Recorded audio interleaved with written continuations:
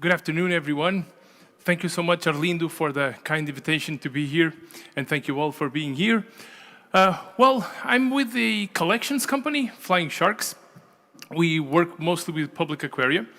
I know that's a delicate issue, and I will try to address that issue and also explain some of the technicalities of our work and what it is exactly that we do and how we do it.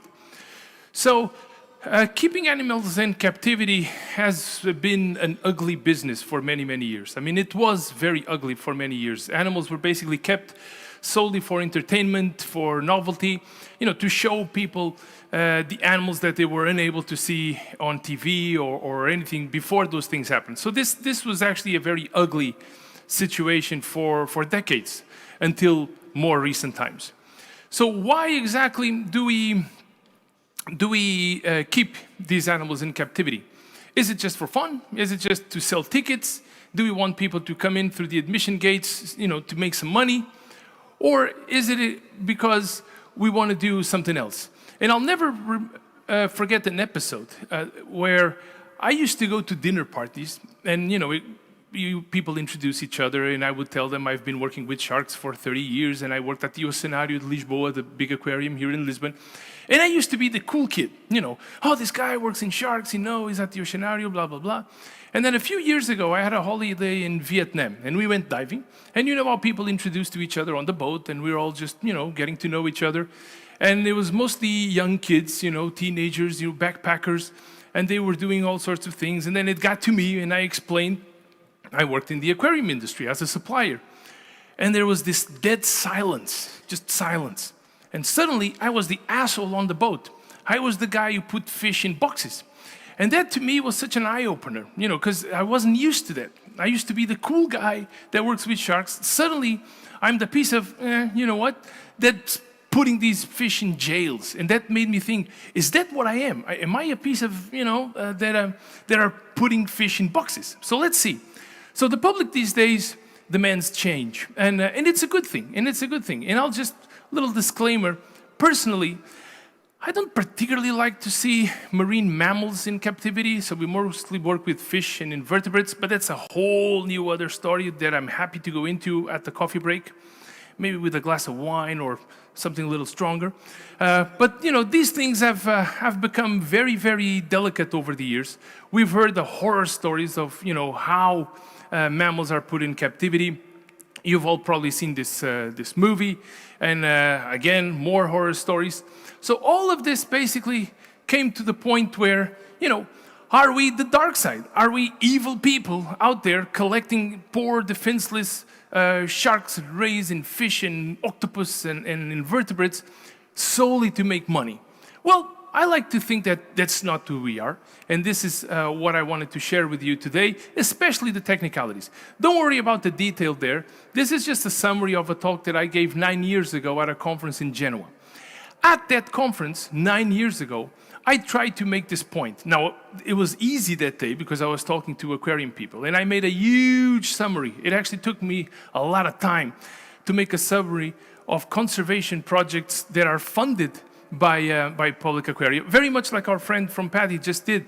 We, even at my company, Flying Sharks, we donate these small grants. We've just crossed the 100,000 euro line, which of course is, small, but, to our size. So we're working with these aquariums that basically display these animals, but shower people with a huge message of conservation and climate change and education. And that's why we do it. But again, the purpose of my talk today is to share with you some technical aspects of our work. This is just to frame where that work fits in. And I was very pleased to hear talk about sharks just before. I've been personally doing research on sharks, especially shark fisheries, for nearly 30 years now. And I like to take partial credit, as in us aquariums, for changing the image of sharks. It's no secret that sharks, a few decades ago, you thought of a shark and everybody would think, well, it's a horrible creature that's going to eat my children. Not anymore. Sharks have become cuddly creatures like panda bears, almost like panda bears. And then public aquaria have done a lot to change that image. So, are we the dark side or are we up to the challenge? So I would like now to share with you one of the technicalities and one of the ways that we do our work. So before I click play, this video is about 30 seconds long. This happened at the Oceanarium, where I worked for 12 years. I was in charge of the open ocean tank, the big exhibit right in the middle. And there was a TV crew from RTP, you know, the Portuguese channel, that was there to shoot a special, an episode on the Oceanarium.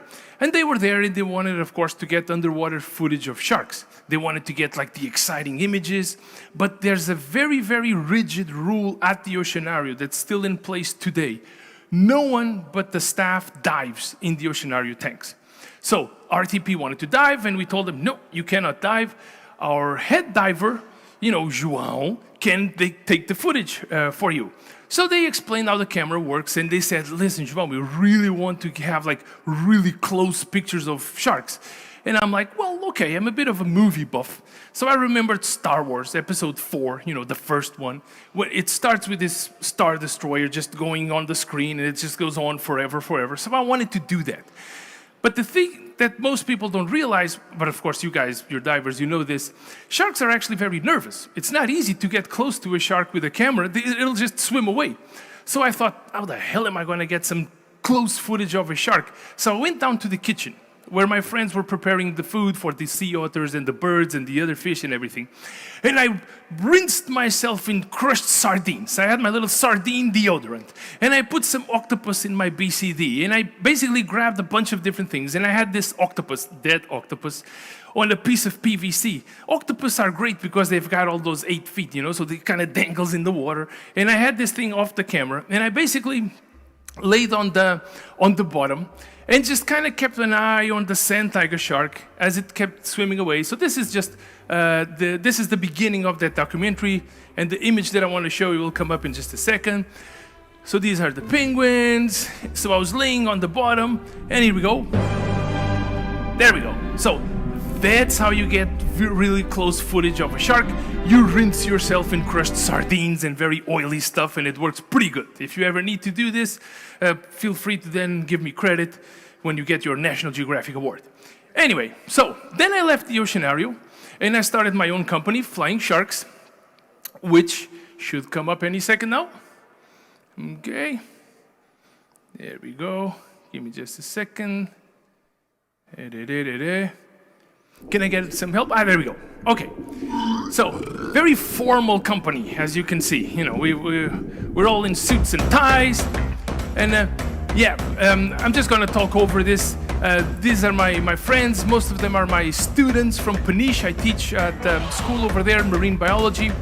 And we basically collect animals, but we do it in the most absolutely responsible way that we can. We do it one by one, as you will see in some videos next. This is us in Olhão, working with some tuna fishermen, catching some live animals. This is a sunfish. We've shipped these all over the world. Everything is done absolutely by hand. You've probably heard some horror stories of cyanide and trawling and all sorts of horrible things. That is absolutely not how we do. We move these animals inside these big tanks, mostly in cargo flights. We usually ride on the cockpit. This is myself and a friend delivering some rays to the Oceaneum in Stralsund in northern Germany. And as we finish now this short video, pay attention to the coolest t-shirt you've ever seen that I'm wearing.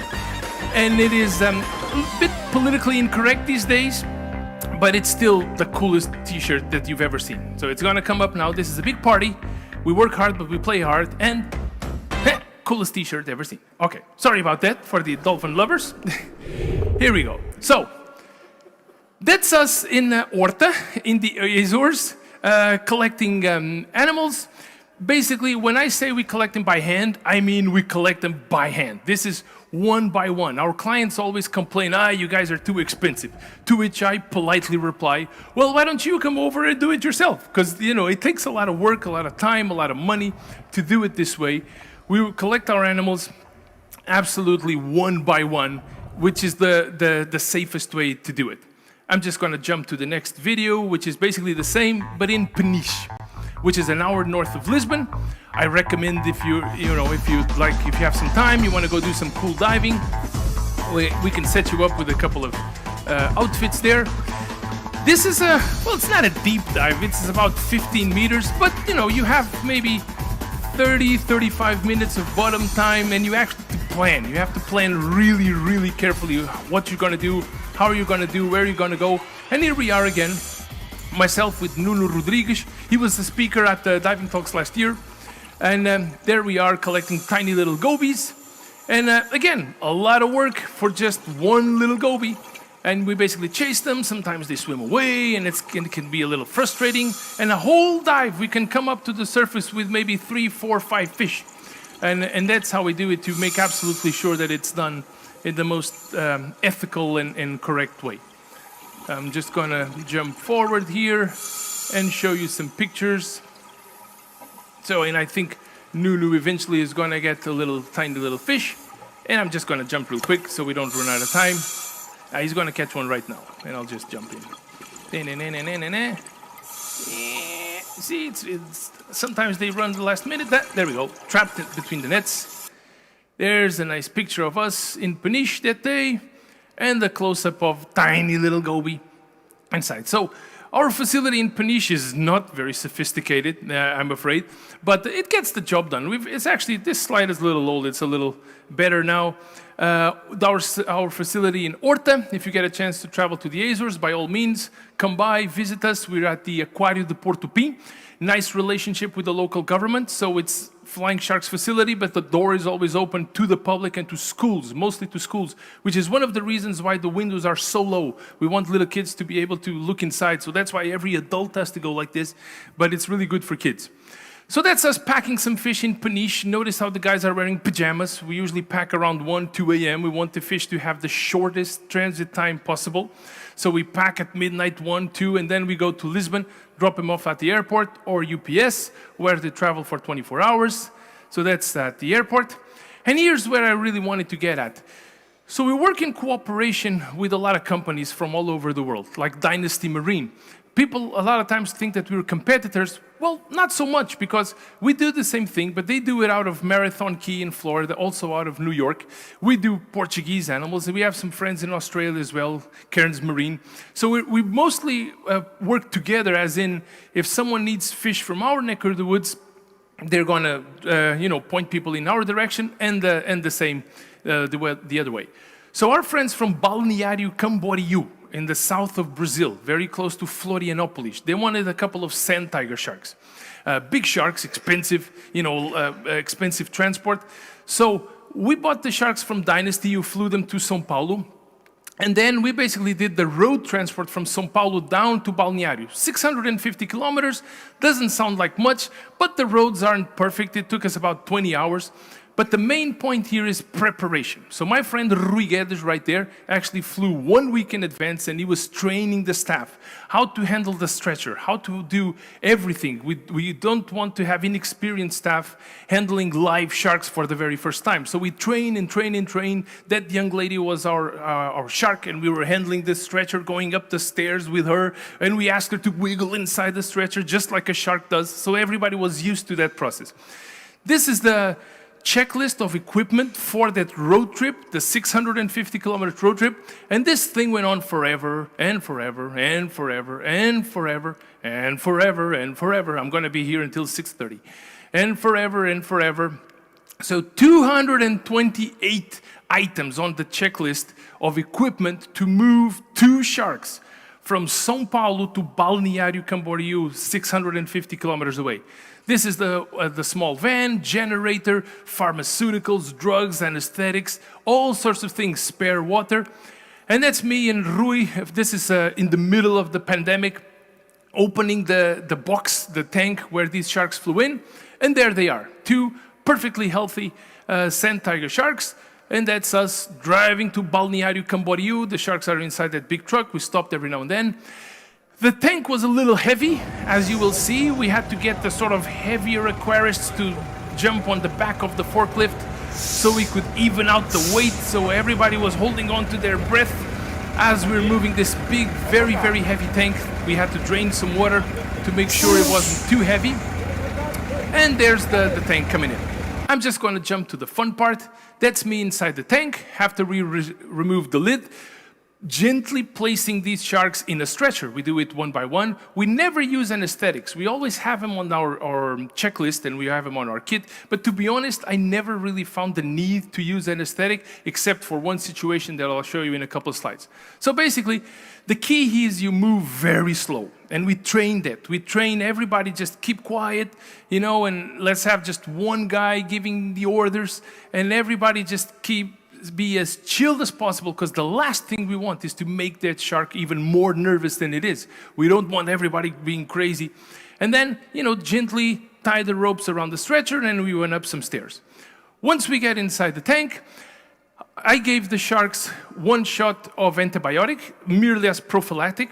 I know veterinarians don't really like when you do antibiotics as a prophylactic, but trust me, in these cases, we had veterinarian support, of course, and it's actually a good idea, just to prevent some bacteria or something to develop, you know, because of the stress of all the trip.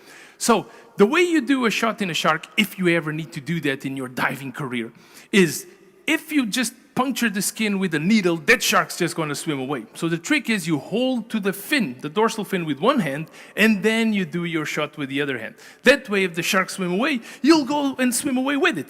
So that's basically how you do it. So I did a couple of shots. We did one on each side of each shark, so a total of 4. And I was also training the local staff to do it. So that's me doing one and then doing the other on the other shark. And now I'll show you some video of this young man, Romulo, an aquarist from the Brazilian aquarium, doing his very first shot on a shark ever. And he did an absolutely amazing job. I couldn't be prouder. So he saw me do a couple of shots, then he's gonna go for this one, and notice how he's just gonna nail it absolutely perfectly. Holds the dorsal with one hand, and gives the shark the antibiotic with the other hand. Beautiful job.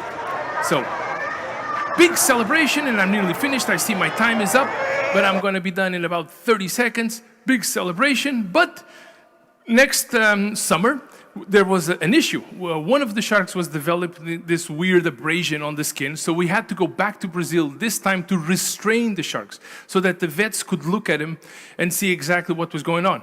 So this is when we did a lot more training again, and this time we did use anesthetics.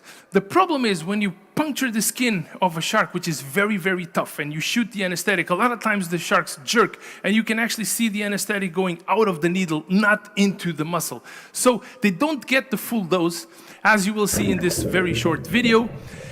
This is the female shark, and I've been in the water for about an hour at this point because the anesthetic really didn't work as much as we would like to. I have got a bunch of Brazilian friends. They're kind of sort of over here. You will see it just as soon as I go around the corner. There they are inside this vinyl box that we put together, huge box out of transparent vinyl. And as I steer the shark into the box, I see that the box is too high. So you're gonna see me go like this, kind of desperate. Come on, we gotta get this thing. We can't let it get away again because we've all exhausted. And finally the shark swims inside the box. And then of course, we close the lid and we gently bring it up to the surface so we can do all the veterinarian work.